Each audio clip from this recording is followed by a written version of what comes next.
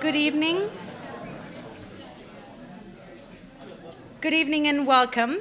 My name is Diana Ramirez Jasso, interim provost and faculty member at the Boston Architectural College, where our programs in landscape architecture, architecture, interior architecture, and design studies strive to provide excellence in design education, emerging from practice and accessible to diverse communities.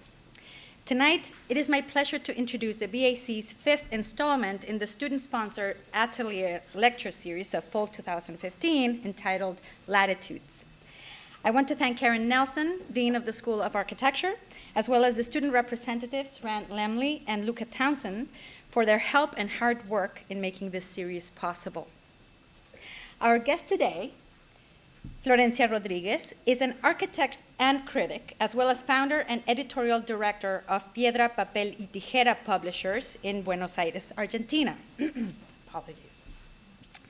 Her editorial work is complemented by other development and dissemination activities aimed at triggering what she calls cultural agitation to provoke and inspire a sustained evolution of the discipline. In 2010, Florencia created the publication Plot, a platform committed to the dissemination of practices and critical thinking about contemporary architecture. One of its main aims is to integrate Latin American architecture within global debates and production, and to promote an active role of criticism and theory in the transformation of our built environment. With the same intention, she has curated symposia and exhibitions such as Arquitectura Argentina Contemporánea, or Contemporary Argentinian Architecture in 2007, Nunca Fuimos Eternos, We Were Never Eternal in 2008, and Post in 2009 and 2011. She has collaborated with the Buenos Aires Biennale since 2007, and she coordinated the program of the Centro de Estudios de Arquitectura Contemporánea, or Center for Studies in Contemporary Architecture, at the Torcuato Di Tella School of Architecture in Buenos Aires since 2009.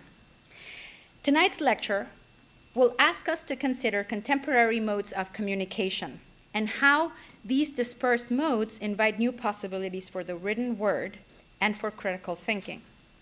As Florencia herself has stated, contemporary modes of communication suggest a wider reach, spilling, disseminating, and distributing a sort of cultural sprawl. They imply new ways of thinking about territory, ideas, discourse, transculturation, and absorption. This lecture will explore the possibilities of generating territory and conforming fields through concepts and ideas. A second part of this talk will present new theoretical narratives in Latin American contemporary architecture. Please join me in extending a warm welcome for Florencia Rodriguez as she presents her lecture, Spread the Word, Theory and Territorialization in Latin American Architecture.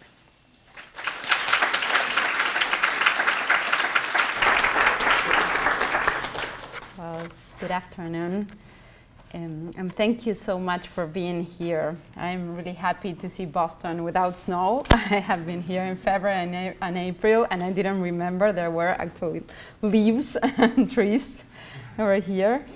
Thank you, Karen Nelson, very much, and the group of students involved in this lecture series. And especially I want to thank Diana Ramirez Jasso for her invitation to participate in the BAC in different ways. And this community has been amazing for me this year and very rich, full, and intellectually defiant in many ways. As she said, I will talk today about my personal work as an architecture critic and editor, understanding both the implication in my regional specific context, but also in a more dispersed worldwide scenario. I cannot think today about Argentina or Latin America or any part of the world without thinking in a very more expansive way. For that, I want to share with you different aspects of my way of thinking.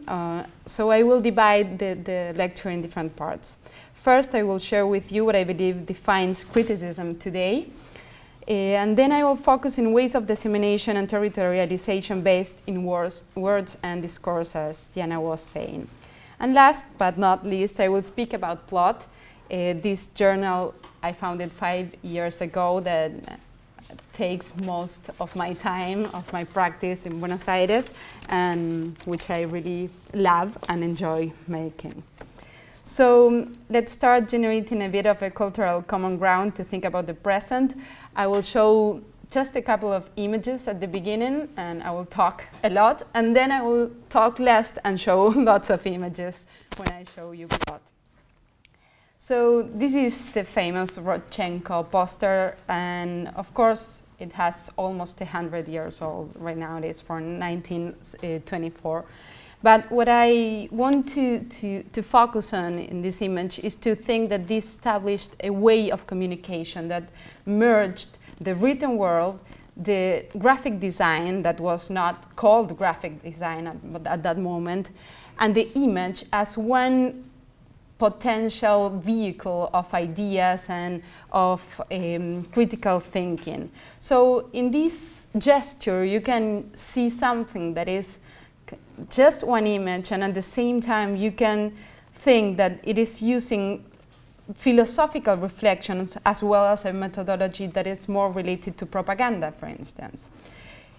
So I want just to keep this image in our minds for certain things that we will develop. This is kind of my fetish image. I use it a lot because for me it condenses many things, 3 things in particular. One is obviously this idea of the man landing in the moon, that of course we don't know if that happens or not.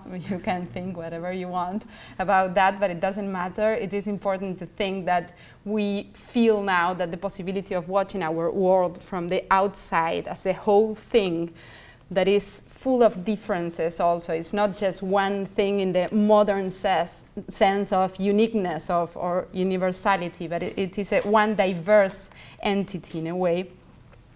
So it changed our idea of context, of landscape, of territory, of space particularly. The second thing that I like about this image is that, of course, it's not the original image, it's Andy Warhol's post-production over this media image. So that image that was related to the media, now it's a work of art. So that also states for a change in the constitution of art that has to do with a postmodern reading, or for instance, for Arthur Stanton's idea of the end of art. He would take other image of Andy Warhol, the Brillo box, Brillo, I don't know how to pronounce it properly, Brillo box. I don't know if you remember that box that was just signed and it was put in the museum, so in that gesture it became a piece of art. Just as Duchamp had made almost a century before, but in that moment, the cultural networking and the cultural scenario was ready to understand that this gesture was making a statement regarding what art means. So this is the second part of the image that I am interested in. And third, I don't know if you know this, but this was the first time that something was on TV alive in the whole world. So it has the power, or it had the power to communicate different parts of the world. Of course, with all the political implications that it has, and we won't discuss here. And of course, not everybody had a TV at that moment. But just the idea of, for the first time, one image for the whole world. I know it's different for all of you to get this. You are really young, and we are very used to see the World Cup, for instance, alive and at the same moment, and you can see all the soccer matches. But when I was just a kid, you should choose between 2 or 3 soccer games, and they were deferred in time. So it's something that is very new to us, even though we really have absorbed this way of living. So with these things, I want to get you to this place that we will call the postmodern, even though we can discuss that. where there is this rupture between the differentiation of different cultural strata. We wouldn't talk anymore about high or low culture, or we wouldn't divide the world in different spheres that used to define the modern constitution. No? We wouldn't think about nature as opposed to culture, for instance, right now, or we wouldn't think that nature is something that we make, for instance. So there is another little part to this introduction, and it's a little game that I want to propose. The idea that what the next slide says is true and what the former slide says is a lie. So in these things I'm trying to show you, for us not mathematicians, the idea of the Gödel theorem, no? And to understand now that paradoxes, or what I like to call the black holes of knowledge, of thinking, are now into our ways of thinking and understanding the world. If we try to understand science 200 years ago, it was very important to try to corroborate what you were, the hypothesis, no? You had to prove what you were saying. And if we think about this, or we think about, for instance, psychoanalysis and consciousness, and so many things that we cannot control, and we embrace, and we understand that part of this no rational thinking or no rational way of being are part of ourselves. So let's try to stay there. And just one more thing to stop with this part. I will understand now that all this cultural scenario that I am describing helps to do this shift that Stan Allen would propose some decades ago, saying that, well, we are shifting from this idea of the object to the field.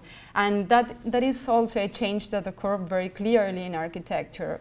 Of course, we materialize and draw objects, but when we are talking about the space we are living, when we are trying to understand what is going on, what's happening in that space, we will talk about uncertainties, we will talk about agencies, we will talk about appropriations, we will talk about perception and experience, not in a phenomenological way, not in this idea of the fourth dimension of time only and space, but also regarding other things that are completely subjective, or that define us collectively and that qualify that space that we live in.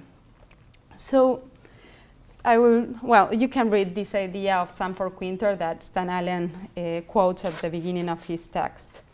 So having established that theoretical atmosphere, let's start thinking about the definition and the role of criticism and theory today.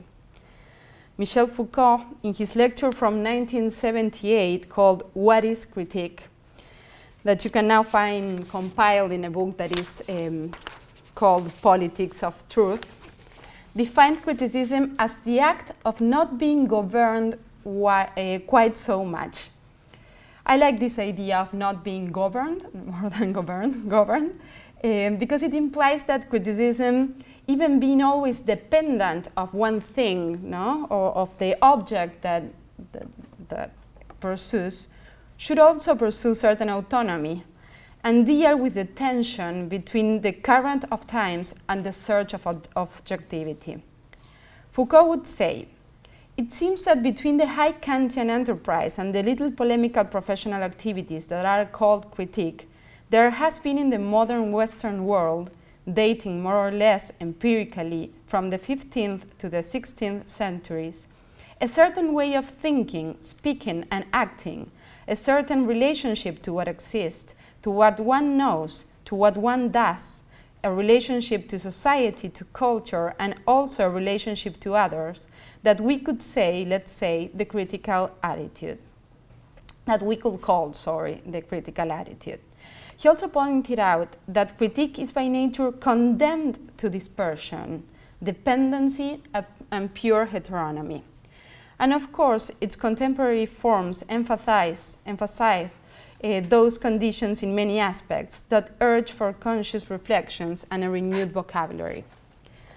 Critique was originally born in the century of systematization, legitimation, and organization of facts of the modern times. It offered a mode of thought to relate rationally to its present, making philosophy and the critical attitude the abstract construct of the also modern being.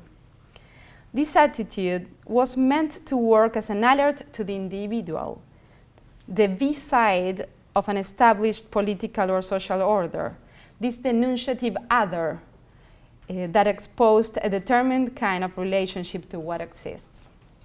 We might say that at this point of history, all reductive and dialectical methods have been proven to fail and become obsolete.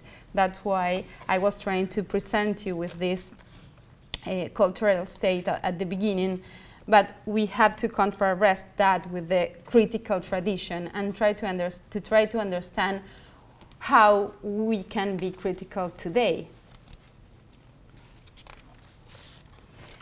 The extreme changes of communication that took place during the last decades and the ones that we cannot yet predict, the shift from continuity to iteration, our devices, and the entire set of things and skills that define our existence, all necessarily challenge us with questions about mostly every preset concept.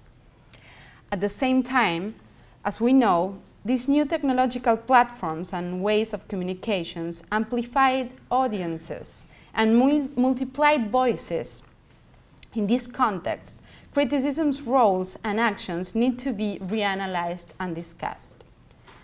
Dispersion and dissolution, as Diana was saying, I have this part here, are not at all equivalent to the disappearance or the cease of existence, But on the contrary, they imply this idea of the spilling, of dissemination, of distribution, of field making, relating what I'm saying to this Stanaller or Sanford-Quinter definition. This conceptual sprawl, this revolution from a contained discourse towards a collective dialogue, poses new questions. So how do we embrace these new properties and opportunities without losing significance?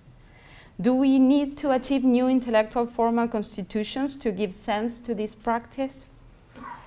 What are its new possible forms? Where does the difference between simple dissemination and the active distribution and commitment to the transformation of our environment rely? Are there multiple forms of criticisms? Can we think critically about architecture and cities without the aim for sense and virtue? Does criticism need to be useful? This is one question that is kind of an obsession, because I think that criticism has to be useful not in an utilitarian way, as that I'll say it, but in the construction of our environment. So let's remember that architectural criticism particularly is not that old. Its theory of architecture as we know it today has just less than half a century. We're not talking about treaties, we're not talking about what is condemned in the academy, but about this architecture culture. I had the luck to interview Peter Eisenman yesterday, and we were talking about that, and I was asking, because he said that when he studied architecture, he just read 2 books or something like that. He wouldn't be reading. And I said, when did you start reading? Because he made us read a lot, everybody. And he was saying that, well, he was in the war in Korea, and his brother was shipping him books, and that's when he started reading Sartre or Camus or different things that related his way of thinking to French existentialism, and then post-structuralism and Saussure and different writers. And let's take that into account, because in the 60s and in the 70s, it's the moment in which architecture culture starts to generate all these books like Venturi's, Aldo Rossi's, and many little magazines that were very active in the generation of new ideas. And even books that are not from architects, if we want to think about Louis Mumford or Jane Jacobs, and all this corpus of ideas that today we can understand as part of architectural theory or criticism, or a response to the modern movement in a way, or even the moderns writing and trying to make this operation of theory that Fourier would also describe. So let's try to understand that this culture of thinking about architecture in the way that we do today is quite new, and that we are all the time discussing with that modern system and that modern definition of critique. So I think we could mention many ways of practicing criticism, but I will try to define 4 groups that are significant for our conversation today or also for my practice. One is this way of practicing devoted to general audiences. We can think about the columns in the newspapers. And I want to mention this because it's not very common in Latin America to have the critic of the newspaper, that here is a very important cultural agent, and I'm very aware of that here and in Europe. And it's a piece that is kind of important because he or she will help to translate certain ideas of the discipline towards the audience, and he or she will help people to form ideas and to be able to have opinions and to participate in the construction of the built environment. And so I think it's a very important way of practicing criticism. The second form of critique would be that of architectural magazines or journals whose readers are students, architects, or related professionals who are familiar with certain themes and vocabularies. And in that case, criticism helps analyzing, understanding the specific value of a project, pointing out particularities, correlations to history, and what I like to call the engagements that one project, the engagements or commitments that a project or an architect takes with the various strata of the discipline. The third way or mode of criticism is the academic critical production that is generally encrypted in universities and that doesn't necessarily pursue any real disciplinary transformation. This is the most autonomous form of criticism and probably has lots of aspects to confront to many times. In that tendency, we could include all the critical and post-critical debates and so, for instance. The fourth one is the one that takes the form of exhibitions and symposia, for instance, and use other forms than the written word. There is an important potential field there because ideas are in action, and the transmission of these ideas is organic. It's more organic. It depends on absorption, on empathy, on getting connected to certain images or experiences that you are invited to. Let's just think about MoMA's International Style Exhibition, the New York Fives, the reinsertion of history by Drexler at the MoMA also as a critique to the modern, or the first Biennale de Venezia, for instance, curated by Portoghesi, and with that Strada Novissima, for instance, that was like the flag of postmodernism and the flag for a change. So going back to Foucault, I quote, "Whatever the pleasures or compensations accompanying this curious activity of critique, it seems that it rather regularly, almost always, brings not only some stiff bit of the utility it claims to have, but also that it is supported by some kind of more general imperative, more general still than that of eradicating errors. There is something in critique which is akin to virtue. I know that these ideas about utility and virtue may run the risk of sounding old-fashioned, but I'm an optimistic by nature, and I believe criticism is driven by the possibility of transformation, of making things better.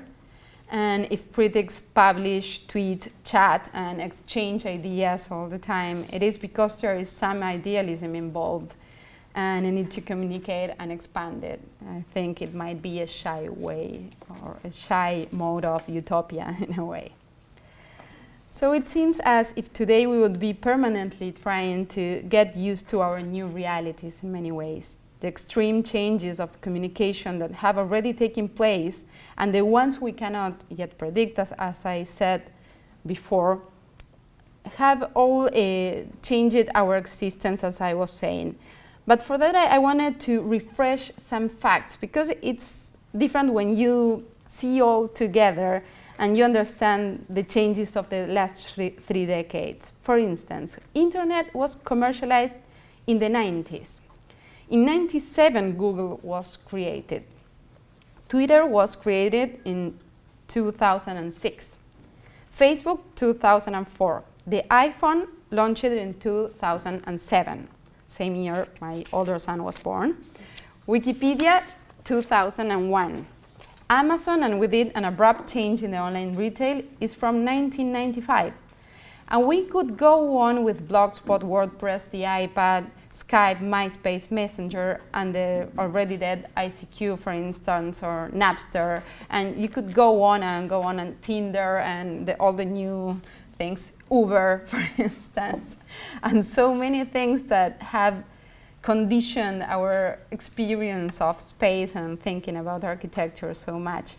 So I would say that my job, for instance, as it is right now, it wouldn't exist 20 years ago. It was very different. Of course, magazines were there, and of course there were editors, but in the way that we work today, it didn't exist. It would be impossible.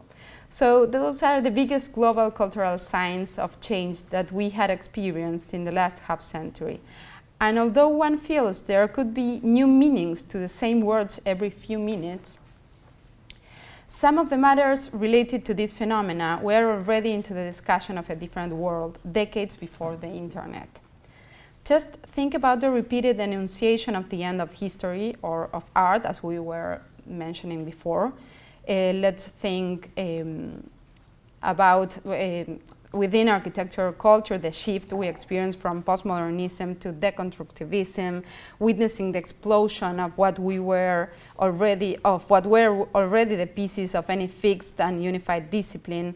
Let's think about the idea of tradition or language at that point. So the exacerbation of the critical discourse in the 60s and 70s, as I was saying before, after those several significant displacements mentioned, the complete transformation of interaction itself, and with it of the vehicles and means of criticism, just emphasized that formal conditions of the dispersed, the dependent, and the heteronomy that Foucault was using to describe criticism. At the same time, as we know, these new platforms amplified audiences and multiplied the voices, and also helped, for instance, reread certain aspects of histories and of the constructed theory. Latin America, for instance, that had suffered for a long silence on criticism and in theory, is working or has been shown to be working in the last years to confront to that and to take part of the rereading of its own history.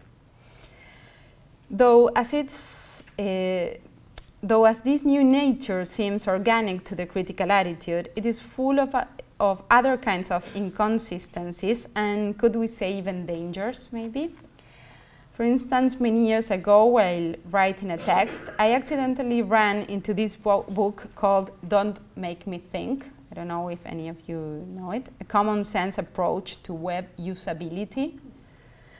It was a bestseller, first launched at the beginning of the 2000s, and had other revised editions during the decade. It seems it was very popular. The author is called Steve Krag, and he's a web designer. This usability, I want to confront this idea of usability with this usefulness or these other ideas that I was mentioning. This usability concept, as you know, became really popular in that decade. And he worked with it, understanding a way of strategic web design in which the users don't have to be submitted to take any complex decisions, but just to follow the yellow line without questioning anything. Craig describes this social behavior from what he calls extreme common sense, enumerating facts such as, I love this, we don't read, but we scan, we don't take the best decisions, we get satisfied, or we don't think how things work, we just navigate. That idea of the automaton attitude is something that we pursued for certain web-related activities, but that is also generating a behavior pattern that gets translated many times to the physical world. In my personal opinion, in many cases, this surrogates some layers of sensitivity and understanding. We have also met a very important reinforcement of pragmatism in different intellectual scenarios. So why do we need criticism? We need it not to be governed quite so much. And I would say to aim for virtue again. And for that, we need to distinguish between usability patterns in which ideas could be understood as tools or intellectual entertainment, which I don't discard. I think intellectual entertainment is very important, but shouldn't be the only thing there. And utility in a way of serving the cultural production of our time. As it is a characteristic of the dispersed to disaggregate sometimes, it could get confusing and difficult to link things and to make sense. It is important to educate and inform intuition, to differentiate, and it is important to be able to edit. I like this idea that I will take again later when I talk about plot of this parataxis. I don't know if you heard about it. Instead of syntaxis in which you understand how two things, for instance, are linked, I would say the chair and the camera, or the chair or the camera, the chair with the camera. You could go on trying to use syntactic ways of putting things together. Or you could say the chair, the camera. And you could use your intuitions to try to put these things together and to create another way of understanding. You could think about the constellation or these forms of understanding new readings on things using this method of the paradoxes. But I think we shouldn't renounce to sense, to significance. It's a way of, as I was saying before, understanding new meanings to the same words, but not leaving them aside. Well, another of the contemporary problems of criticism is how can it aim to eradicate errors if we don't use the reductive good versus bad system. We don't have a canon at this moment. We are not thinking about a canonical way or a normative way of thinking about architecture. So how do we form an opinion regarding something if we don't have the rules for it? So we have, that's why I call for this engagement or commitments that the project, the ideas, the book, the architect has with the strata of the discipline. So its responsibilities are more related now to point out the special characteristic of an architectural or urban act, to be able to compare, give context, and interrogate its subject, to open the analysis to as much theoretical compromises with reality as available, and to make collective and democratic the process of communication and thinking. So now I'll just show you two, I think, not many examples of dissemination that I like. This idea of filmmaking, you have already seen them, I think.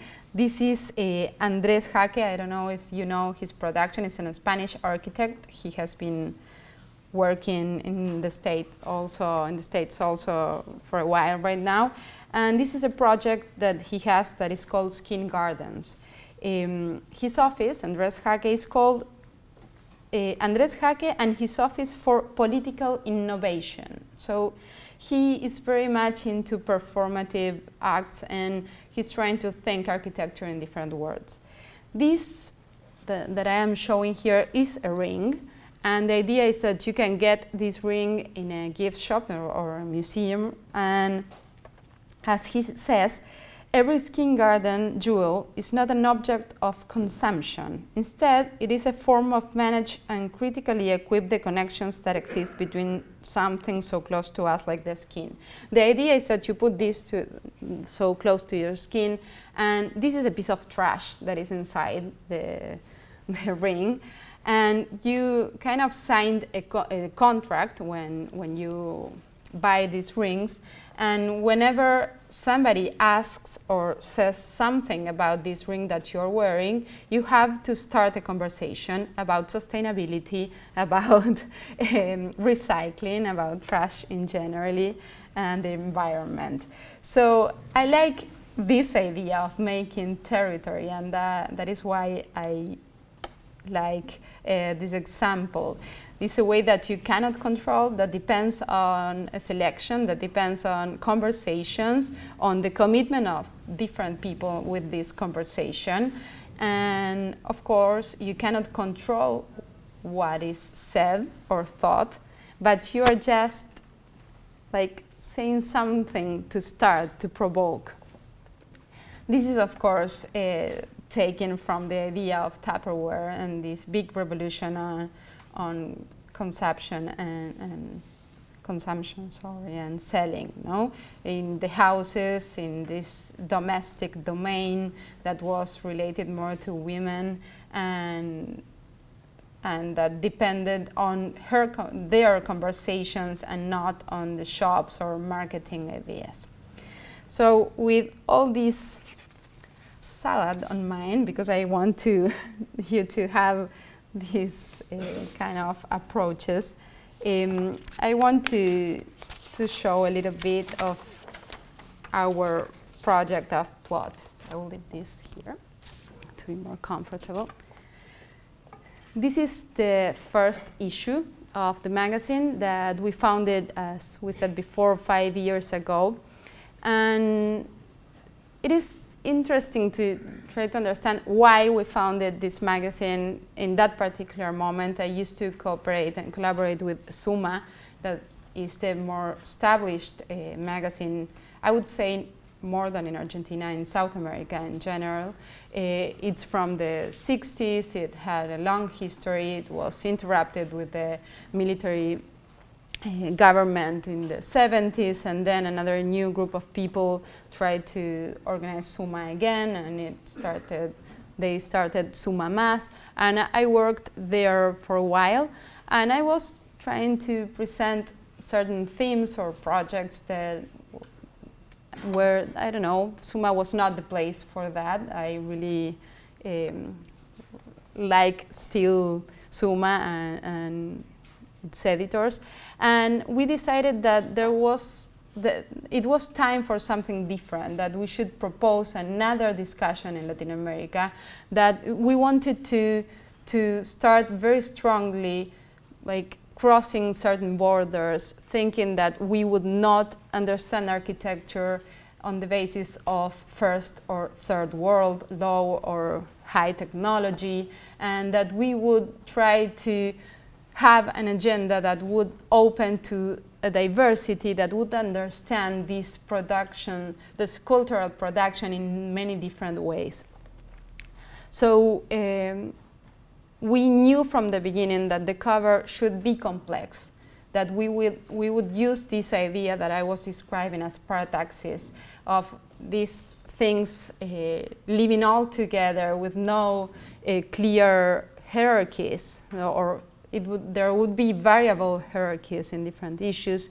The index is on the cover, as you see, and we would use different graphical images. For instance, we of course have the photograph, the typical architecture photograph, we chose Iwan Ban to be the photographer for our first issues, because for us it was very important to have this dirt in the architectural images. They are always full of cars, of the air conditioning, technical parts, and people doing whatever they are doing. And it's not this idea of the object that is bright and clear and net. No? So we did that.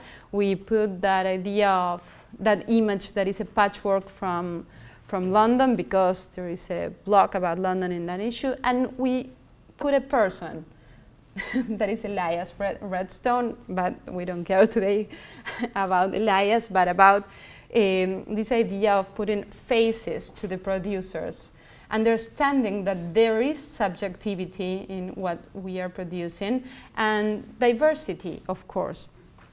So it was kind of a very complex and strong message to a very conservative tradition in Argentina. And we from the beginning thought that we would like to extend our magazine, to expand to different countries and to the rest of the world.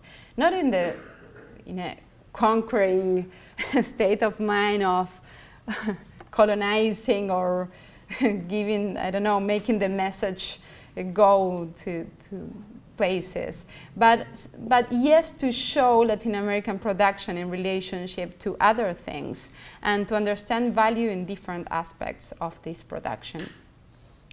So we started every 3 months. The magazine, the first issues are very heavy because the paper was very heavy, and we then started to analyze which was the better weight for the paper and everything. But I think that it was good. It was something good that the beginning was like that heavy.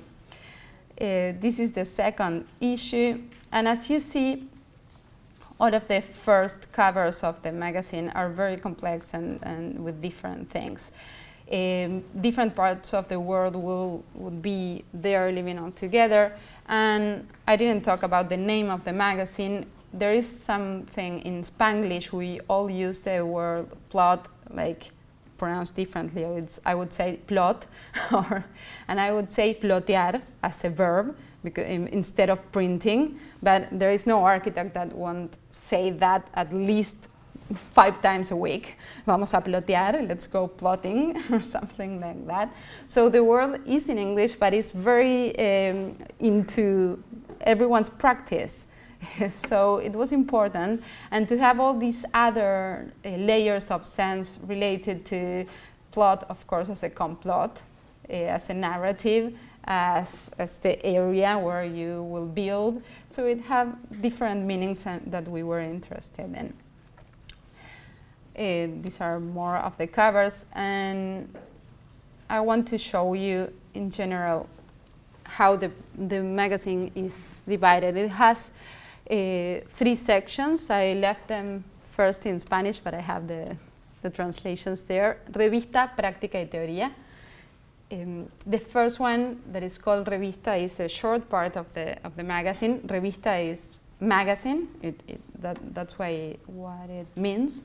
And the first part is related to, we usually feature like shorter texts, and we try to talk about that was something about the exhibiting architecture, or we have drawings, or sometimes we have, for instance, done certain articles about fashion, about graphic design, about filming, or different things that we think are part of this architectural culture that are not always so obvious. We have featured, for instance, this group of people, but this is like the graphical language of the first part. It's very free, non-restricted, and there is the possibility to talk about many things. We have also published many workshops here, or this, for instance, is an interesting article about a certain we thought that there was a change in the city, in Buenos Aires particularly, in this issue because of certain art galleries or practices that were taking place. So then we researched specifically to propose something in the magazine. This is Revista, as I was saying. We are very conscious of having different levels of reading in the magazine. We know that, I don't know how it works here, but in Argentina, students in general, architects in general, I should say, are not very used to reading or have not been in the last years. And it's also something I don't want to criticize that, because I know all our minds are changing and we cannot keep concentrated for that much, and there are lots of studies about that. So we are very conscious about that, and we try to propose a way of getting closer to things and getting closer to certain these editorial parts that has different layers of communication. So you will see first the most important, then you will read another part, and finally we will catch you and you will be reading a whole article and maybe an essay too, and different things. This is Práctica, that is practice. This is the central part of our journal. And here we really enjoy having lots of very big pictures, and I think that's very good, because we have to distinguish between the possibility of analyzing a project in the web. We don't aim to have something that is new, or we don't care about the nowness and the new and novelty, because for sure, if I do a magazine in 2 months, many other media will have already covered whatever it is. There is Arc Daily, Plataforma in Spanish, and many design booms and websites and things. So what is it that we should give the reader that is not there? And we will give you time to contemplate and to see the details and the full documentations of the projects, to make you, will give you the possibility to make you choose of what you want to analyze and see. And I think that is very important. I don't know if you see something there, but we are pretty obsessed with plans and documentations. I think it's something very important of our discipline. And we sometimes even redraw the plans of certain offices and try to be very fair to the media that we are dealing with. Here, generally, in each issue, we have 3 blogs, for instance, or three articles, 3 long articles, and we very much care about programming a year, understanding that we will feature different geographies, that Latin America will be present, that we will ask, I don't know, why don't we know anything about Russia right now? What's happening there? And we are very active in asking questions and sending emails and trying to research of what we are doing. As I was saying before, our job as it is wouldn't exist 10 or 20 years ago, but at the same time today, if you just say that you have a magazine, things start coming, and you could just publish whatever it is you receive, and non-critically thinking, and it will be very easy, because there is this exacerbation of photographers of architecture, of people that all architects want their work to be published, so we receive tons of things a day, and you have to be very careful to that, and you have to be able to discern and to differentiate and to understand and to interpret what is going on. As I was saying, we always try to put some people. We do this thing that we feature new practices in certain cities. So we publish young and not very well-known people, and I think that's very good. These are, I'm going very quickly because I want to have time to talk. This is, for instance, about Paraguay, Asunción, that there is a new collective of architects that is trying to work with certain things and ways of construction. So, for instance, in this case, a couple of us went there and we interviewed many of the architects that are taking part of this change, and we tried to be a part of the conversation, an active part of the conversation. I will show you very quickly the ideas. Also, we care a lot about showing history in a contemporary way. It's like understanding that the projects, I will say something, I listened to a lecture of the son of Neutra 3 or 4 weeks ago, I don't remember, he was in Buenos Aires, and he said that there was a big misunderstanding because they were publishing at that moment, when Neutra was building, the projects in black and white. So we see these images and we understand that that architecture was severe and that geometry was very strong. And when you see the same image in wood and you see the stone and you see the vegetables, yeah, the plants and everything, the space is so different for what we understood of the modern movement that it's important to understand now. So whenever we can, and we try to do this at least 2 or 3 times a year, we take one project, one historical project, and we do new images and we redraw the plans and we try to understand the value of history from today.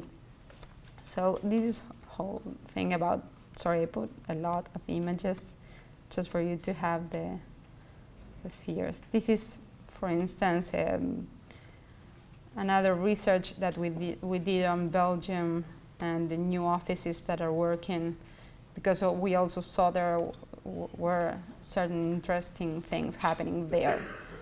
And we did that a lot. I will speak very quickly about this issue of Latin America.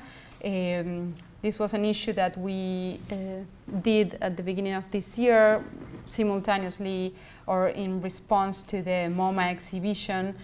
And we declare here in a very committed editorial text that the modern Latin American movement is dead because there is such a strong romanticism in Latin America regarding to the modern, and thinking that this was the only legitimated discourse on architectural theory and criticism, that it's very difficult to think outside the boundaries of that discourse. And we thought the biggest opportunity of the MoMA exhibition this time, in which Latin American curators were involved also, was that they were saying in a way, or the MoMA was saying in a way, that finally this was history. And it may seem pretty obvious here, but well, you're having this year an exhibition on this brutalism, and you're obviously understanding brutalism as history, or this era of architecture as history. But in Brazil, in Argentina, and in countries in which the concrete construction was so strong and is so related also to our economies or different things, it's very difficult to understand that there is more beyond that. So in that way, this issue of the magazine was very committed actively to transform our reality, to transform the conversation about architecture, and to propose certain categories that we think we don't care if the categories persist or not. The thing is, let's talk about something else, and that's our role here. So we make these categories that were also very much discussed here during the winter, in the spring. And the categories are the non-modern, the naturalists, and other ones. So I want to wrap up showing this last part of the magazine that is called Theory, and where we print things like this, or typical um, essays and articles. We are also trying to reprint certain texts that were never translated to Spanish and that we think that are part of a universal architectural discussion. Some of those texts, were even written by Argentinians, such as I showed here, Design versus Non-Design, that is a text from Diana Agres that was very important during the 70s and that was never published in Spanish. So we have these dualities between trying to bring lots of things to the language that weren't part of the discussion and at the same time to generate new theories in Spanish and to open again the conversation, as I was saying. So here are symposiums that we have organized and things.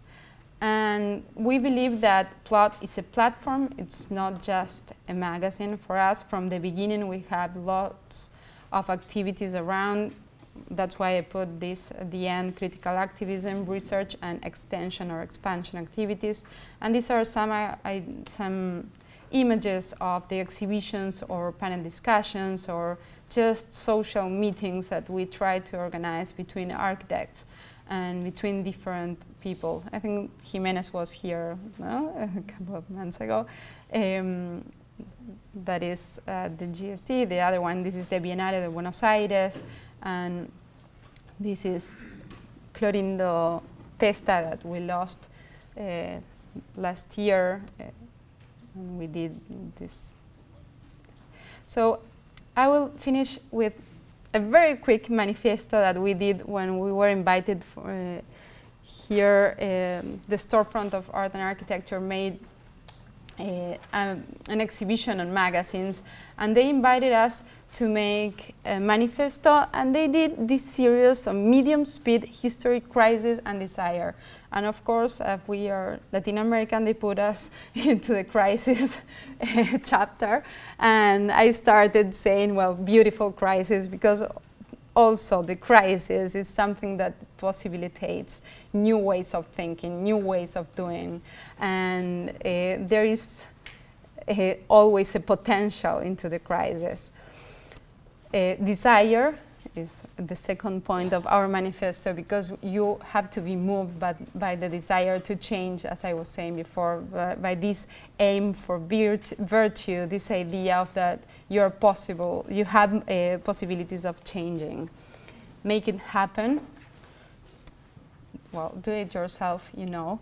But with do it yourself, I don't talk about the construction, but this idea of the post-punk movement, in which the idea is that you have to be active in your education, that you have to be active in what you choose, and that you don't have to scan, but you have to read. You have to make choices and do it with others. We, of course, think any magazine or any publication is thinking collectively. Be open to change, assume responsibilities, question, tend to objectivity, and trust your subjectivity. Thank you.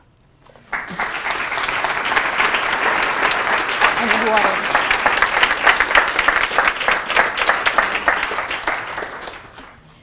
Florencia, today in class in contemporary architecture, we were reading about same and other, and the importance of recovering a space of discourse for those who have not been represented.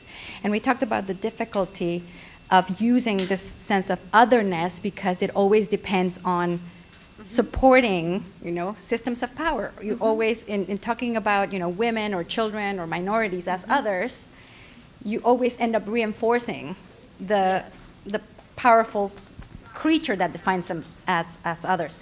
So my question to you is, how have you dealt with the otherness of Latin America as you try to construct a narrative where Latin America is one with others? So how you have to make a statement for Latin America, I suppose, but you also want to include it in larger systems of debate and discourse. So, well, let me see.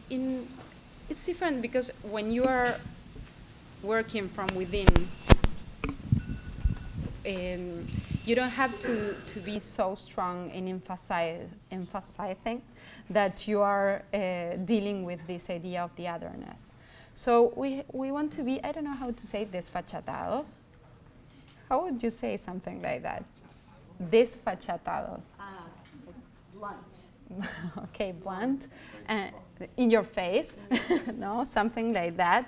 And that's why, for instance, the first issue of Blood has Diller and Scofidio in the cover, no? And if you open it, then you'll find lots of things about Latin America. So, and then the next one has a Colombian architect in the cover, and a picture of, I don't know, I think it was Philip Ram. So those things are coexisting, and that's a very strong message there. But when I think about architecture and when I am doing my job every day, I am thinking as an Argentinian. So I am already into that way of understanding the world. And I would say that this is a particular moment in Argentina and in South America, and we are very much talking about the other, but the other being the power. No, it's kind of the other way around in a way. So I think we should try to understand the idea of otherness just as this thing, as criticism, as an alternative way of thinking, and it probably thinking that it's not just one other way. We are not talking about a dialectical system here. We are talking about this dispersion of many different possibilities, and we have to understand that our way of producing is just one part of that. So I believe in this way of thinking about otherness, about this noise in your head that makes that something is not that clear and makes you doubt about everything in a way, but not about being so attached to that dialectical discourse. I don't know if it was clear. I'm sorry about the language. Small question. You mentioned that you redraw the drawings Yes. of a lot of the architecture, and I'm curious why you do that. Because some of the drawings, there are different fashions for the drawings. So sometimes if the representation is very related to some thinking about architecture, we think that we have to leave that as it is, because there is something that is fair between one thing and another. But sometimes people prepare the documentations to be, I don't know, very without construction details or with too many construction details. And you have to think about communication in the way that it's going to be published. So we have to sometimes clear things and sometimes ask the offices for more. And we are very active into that. I always say something like the plot is the summatory exists? The summation of personal obsessions in the team, and we have one particular person there that is also called Florencia that is very obsessed with this documentation thing, and we have talked about that a lot. So we try to establish a certain way of showing architecture. I have time for one more question before you guys have to go to your next class. Anybody?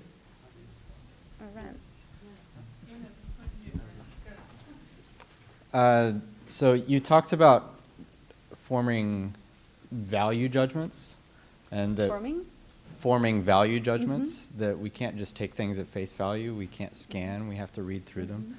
And with all the content that you receive as an editor of this magazine, how do you make value judgments, and what's your framework of making those value judgments? And I'm asking as a student who is starting to form my own framework for making those same value judgments.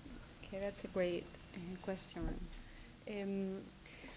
I think you don't have to make quick judgments because, of course, images are very powerful, and it's okay to be in love with an image in a moment and to to give some power to that, but you have to interrogate more. No? So at this moment of time, of course, we don't think that we have to, or we are not able to visit every building that we publish.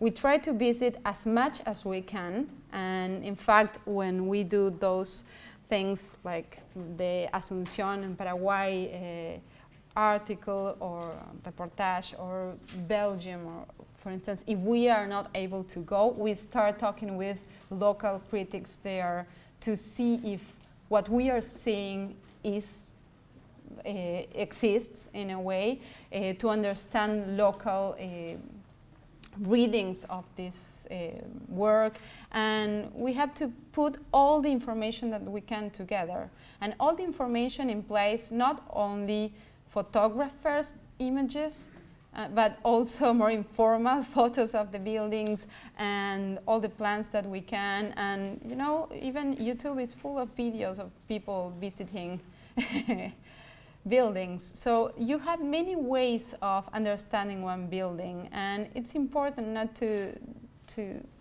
keep, I don't know, not to be comfortable. I really believe that being uncomfortable is a value. It's like you don't have to just receive and judge when you have that, but you have to ask for more, and then you can think about that. For instance, if you think about, I don't know, let's try to understand one building, but if you have one only, something that is very well known, for instance, the Pompidou, or something like that. If you just see one of the facades, and if you see one of the pictures, you can build like a whole world around that. But if you have the whole thing, if you know the history of the neighborhood, if you understand politically what it meant, why it was chosen there, why this kind of architecture was done there, why the plaza that gets into the building, why it's a big show off of these tubes and everything, then you are asking questions, and you are not being comfortable with two images with the world that you may create alone. No? So I don't know if that's okay, but something like that. Thank you again.